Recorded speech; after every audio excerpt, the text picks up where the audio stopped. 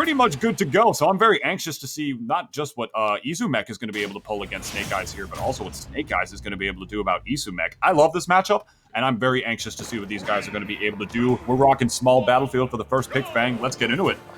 All right, so I think this matchup can be, like you said, particularly hard if the Palu doesn't know how to stay a little bit more patient. If you're just trying to do Nair out of shield all the time against a lot of Inklings really, really safe moves, it can cause kind of a headache.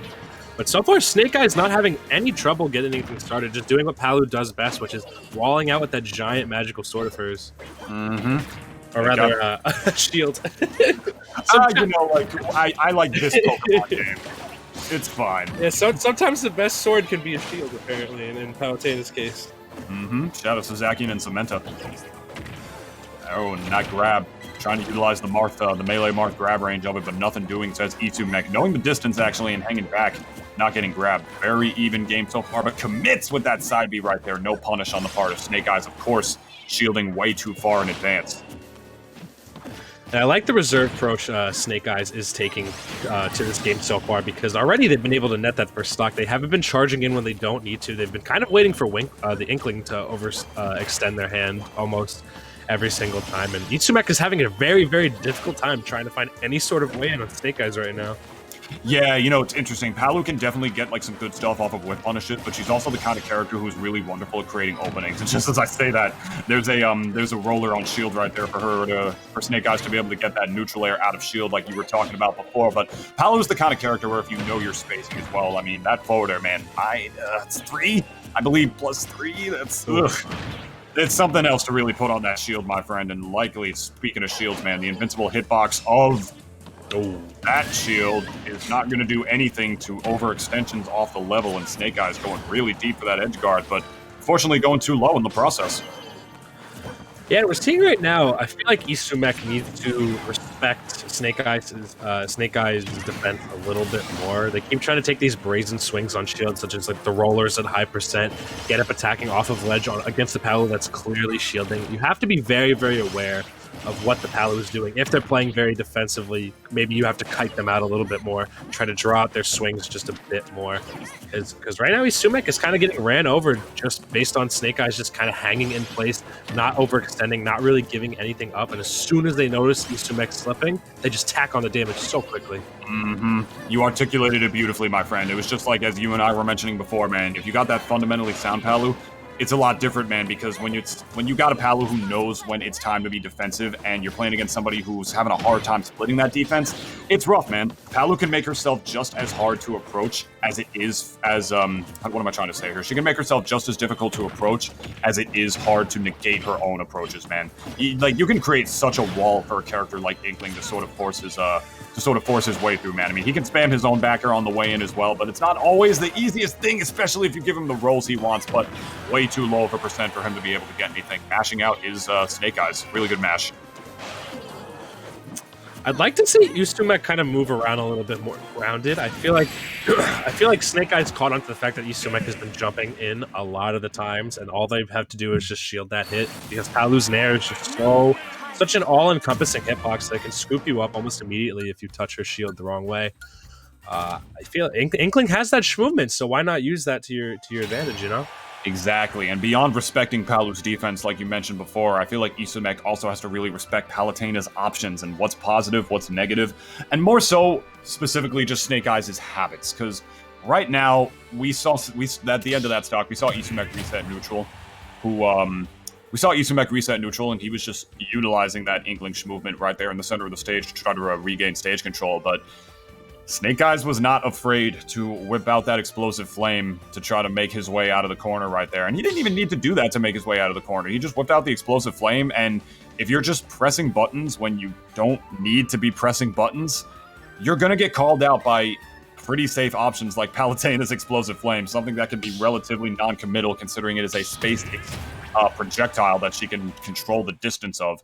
So basically what I saw at the end of that match is I saw esoumek just pressing buttons when he really did not need to be pressing buttons, and I think that's one thing that he very much needs to be aware of is when can I press this and when can't I against a character who takes advantage of some of the what am I trying to say here? Gets so much off of a whip punish.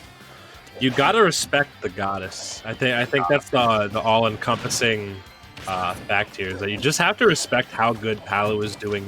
Is that, you know, she is a woman who can do both.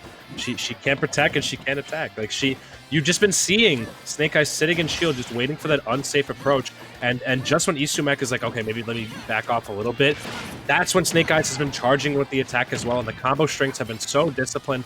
They haven't been rolling too much in disadvantage or anything like that. And it's looks like we're good right there. Seeing some hiccups on the connection real quick right there. As we are one to do in the great game for Smash Brothers Ultimate. And that's just kind of how it's going right now. Snake Eyes just really, really confident in the defense once again. esoumek is trying to get something started up there, trying to catch these landings. I like how they've been taking a more reserved approach this time around, not opting to charge in just as much, maybe waiting for Snake Eyes to swing first some of the time. And that's kind of what you have to do against Palu. You know, Nair isn't always as safe as people give it credit for. There are times where she'll do like a really bad landing there and stuff like that, and she'll get punished for that. But right now, Snake Eyes not seeing any problems so far with dealing with esoumek's onslaught of offense. You know what I really want to see from esoumek, man, is that I want to really see him punish these explosive flames in neutral that Snake Eyes has been doing in these auto reticles, man. Auto reticle, not as much because that's a little more low lag, but at the end of the day, the thing with those moves is that they are more committal than they appear to be, depending on the context, man. Palutena's normals when she's up close is something very scary to deal with, but depending on if you have a projectile, like, say, Inkling does, you can actually whiff punish those, not whiff punish, but you can punish those moves if you are getting out of the explosive flame. But the thing that esoumek is doing is that he's trying to bob in and around the explosive flame and sort of make his way through it whenever Snake Eyes decides to do it. And as a result, he's either just losing the exchange, and then he's just getting punished by Snake Eyes again afterwards, or he winds up getting hit by the explosive flame, which is even worse and puts him into a horrible, disadvantageous state. So I think there are just much more effective ways that he can be taking advantage of how to deal with that move. Like, I want to see him throw a splat bomb. And, like, right there. I want, like, right there. I mean, he didn't have it, of course. He didn't have enough ink, but that's the kind of situation where Snake Eyes can be technically committing to a move like that as that explosive flame takes the stock from across the level. And esoumek is just not punishing, utilizing the kit that he has. Yeah, Snake Eyes also just like clinging onto this stock. Like, they're not overextending in their approaches, like, whatsoever. This should be right here. Really, really. Finally, esoumek getting on the board there with that first stock right there. Just the classic roller into F smash that we all know and love. Right now, though, okay, we're seeing esoumek trying to pick up a little bit more momentum, just catching a lot of forward approaches, which is what Inkling can be really good at as well. Inkling can also act as like a really good freestyle wall that a lot of characters have some trouble penetrating. I'm loving this already. It seems like something has awoken in esoumek. Dude, it's got the ink on her too, man. I mean, if he's able to land another smash attack, this could very well be the end of the Goddess's second stock. But just as I say that, there's one more punish. 3 up airs in a row to get that clean 62 into the back air, man. Not what you want to see right now from esoumek, but right now Snake Eyes doing a wonderful job, taking advantage of pretty much every leg that he's given, man. esoumek messed up his punish, and oh my god, Snake Eyes is going to take that all the way to the bank. Holy that back air usage was so good. Just using raw back air to catch landings really, really nicely, and also just keep walling out every single jump that esoumek was kind of throwing out right there. And the last one apparently just didn't catch on to it. Maybe a little bit of misty eye or something like that. But yeah, that's going to be the set pretty cleanly for Snake Eyes right there, just playing kind of out of their mind. You got an invincible move, my friend? You're telling me you're not going to use that to punish landings? What are you doing? Yeah, it's beautiful stuff from Snake Eyes right there, man. It's a hard thing to deal with, man. I mean, that's one of the things that makes Palutena the amazing character that she is that, like, it's the versatility of the invincible moves of her back air and her dash attack, the invincibility of that shield, second to none, man. Not just a move that you can't clank with. It's amazing for catching landings. It's a good neutral option, man. Amazing for building walls. Amazing for edge guarding, to say the least. To put out a move that you can't trade with? Oh, please. It's like it's a constant, I didn't play Yu-Gi-Oh!